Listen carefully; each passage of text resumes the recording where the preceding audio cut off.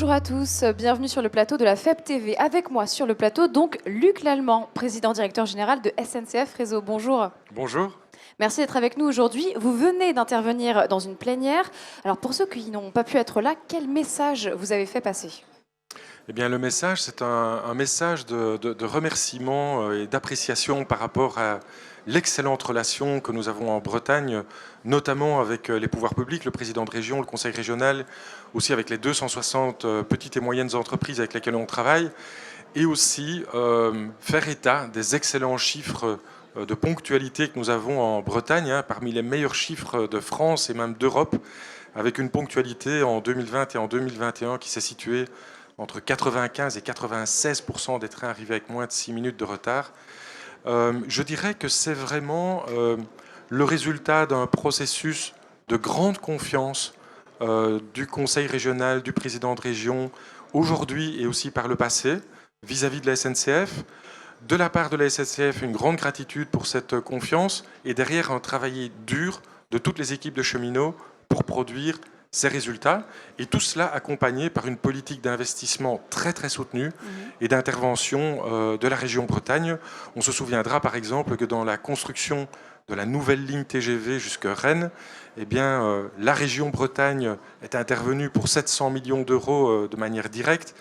Et il faut encore ajouter aussi les 300 millions d'euros qui ont été ajoutés par les différentes collectivités locales bretonnes. Donc la région Bretagne, dans cette ligne TGV, mais aussi dans toute une série de lignes de desserte fine du territoire, c'est-à-dire celles qui sont les moins parcourues, la région Bretagne fait des efforts considérables. La Bretagne, donc bonne élève, ça lui fera plaisir. On a aussi souligné, je crois, l'importance de travailler avec les PME locales. Pour vous, ça vous tient vraiment à cœur de faire travailler les gens ici sur ce territoire, la SNCF ? Oui, bien sûr, parce que la France est un très très grand pays. La Bretagne est relativement excentrée. Ça a été dit ce matin par d'autres, c'est à la fois un avantage et parfois une contrainte. Donc on ne peut pas se permettre non plus d'avoir des trop longs circuits logistiques. Donc la SNCF recourt en priorité aux partenaires locaux, et c'est donc pas moins de 260 entreprises bretonnes qui nous aident à construire des nouveaux projets, mais aussi à tenir le réseau ferroviaire français breton historique en état et qui nous permettent d'afficher de très bons chiffres de qualité. On parle aujourd'hui au Forum économique breton de relance. La relance, ça passe par l'emploi. Et je crois que ça, c'est une de vos fiertés, la SNCF, le nombre d'emplois que vous engendrez en fait sur le territoire. Tout à fait. L'emploi local est très important pour la SNCF sur tout le territoire. C'est d'ailleurs dans l'une des nouvelles priorités stratégiques du groupe SNCF tel qu'il a été redessiné par le gouvernement au 1er janvier 2020.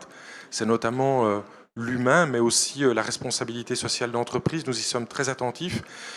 Pour la partie réseau, ce sont vraiment des emplois qui sont localisés sur les territoires. On ne va pas entretenir le réseau breton avec une main-d'œuvre qui viendrait du sud. Il faut vraiment que nos collaborateurs soient sur place. Donc c'est un emploi qui est ancré localement en Bretagne. C'est aussi une expertise qui est ancrée. Nous avons, rien que sur le périmètre de SNCF Réseau, un bon millier d'emplois qui sont ancrés en Bretagne. Et si nous regardons également les emplois indirects, on arrive à plus de 2000 personnes qui sont utilisées rien que pour l'activité du réseau. Je ne parle même pas des autres composants, des autres sociétés anonymes du groupe SNCF. La SNCF, l'innovation, ça vous connaît. Je crois que vous travaillez sur des nouveautés, justement. Vous pouvez nous en dire plus ? Alors nous travaillons pour l'instant sur une innovation ferroviaire bretonne. Il n'y a que en Bretagne pour l'instant qu'on fait ça sur tout le territoire français et même je crois en Europe. C'est-à-dire qu'en gare de Rennes, le président de région souhaite travailler sur une stratégie, pardonnez-moi pour le mauvais français, mais de hub and spoke, c'est-à-dire que sur un délai de 20 minutes, toute la clientèle qui descend des TGV doit trouver un TER vers sa destination finale en Bretagne dans un délai de 20 minutes. Et le même flux est organisé dans l'autre sens. Tous les TER arrivent à peu près au même moment pour pouvoir alimenter les TGV qui vont vers Paris ou d'autres grandes métropoles françaises. Vous l'avez compris, pour faire ça, il faut avoir une grande capacité ponctuelle en gare de Rennes. Nous ne pouvons pas étendre la gare ni à gauche ni à droite. Donc nous sommes occupés à mettre au point un projet de signalisation qui permet d'aligner 2 trains sur la même voie, donc sur le même quai. Nous sommes déjà occupés à le faire un petit peu aujourd'hui pour lancer les prémices de cette augmentation de la capacité de la gare de Rennes. Aujourd'hui, on parle de 300 trains qui transitent tous les jours par la gare de Rennes. Nous voulons augmenter cette capacité jusqu'à 20, voire même 30% en gare de Rennes. Et pour ce faire, eh bien, on va mettre le système de signalisation adéquat. Le client ne va pas y voir grand-chose. Il va juste voir qu'il y aura 2 trains sur la même voie au même quai. Nous allons bien entendu, avec Gare et Connexion, modifier la signalétique pour que nos clients ne s'y perdent pas. Et puis derrière, on verra juste qu'il y a 2 ou 3 dizaines de signaux supplémentaires. Mais en réalité, c'est toute la stratégie ferroviaire bretonne que notre client Région Bretagne a voulu, que nous allons décliner à partir de fin 2023. Une exclue 100% Made in Bretagne. Et est-ce que vous avez un message à faire passer quant à la thématique qu'on a ici au FEB, c'est tous à la relance. Qu'est-ce que ça vous inspire en termes de mobilité peut-être, la SNCF, la relance ? Alors nous sommes tous et toutes mobilisés au sein de la SNCF pour la relance. Le groupe SNCF a fait un excellent été. Juillet-août, les chiffres de fréquentation ont été excellents. La relance pour la partie réseau du groupe SNCF, comme vous le savez, le gouvernement français a décidé début septembre d'un plan de relance de 100 milliards d'euros.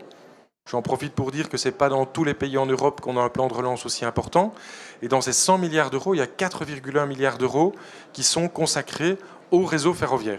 Alors certains m'ont dit « Ah mais fantastique, quel nouveau projet on va pouvoir faire avec ça ?» Eh bien, comme nous sommes en bordure d'une magnifique plage malouine, j'ai envie de vous dire on ne va pas construire de nouveaux châteaux forts, mais par contre on va parvenir à combler tous les trous qui ont été créés par la crise Covid. Et ça veut dire quoi concrètement ? Les entreprises de transport, qu'il s'agisse d'Air France, qu'il s'agisse du groupe SNCF, vous le savez, ont perdu énormément d'argent avec la crise Covid, puisqu'à un moment donné, les trafics étaient vraiment écrasés. SNCF Réseau a perdu beaucoup d'argent sur le manque de péages. Or, il faut savoir qu'une grande partie de ces péages alimente le renouvellement du réseau, donc le financement du renouvellement du réseau ferroviaire, donc aussi du réseau breton. Les 4,1 milliards alloués par le gouvernement dans le cadre de la relance nous permettent tout simplement de continuer à foncer dans la régénération du réseau ferroviaire français et donc breton. Continuer à foncer, ça pourrait être aussi notre thème ici au FEB. Merci infiniment, Luc Lallemand, d'avoir été avec nous. Avec plaisir, merci pour votre invitation. Restez avec nous sur la FEB TV, on revient tout de suite.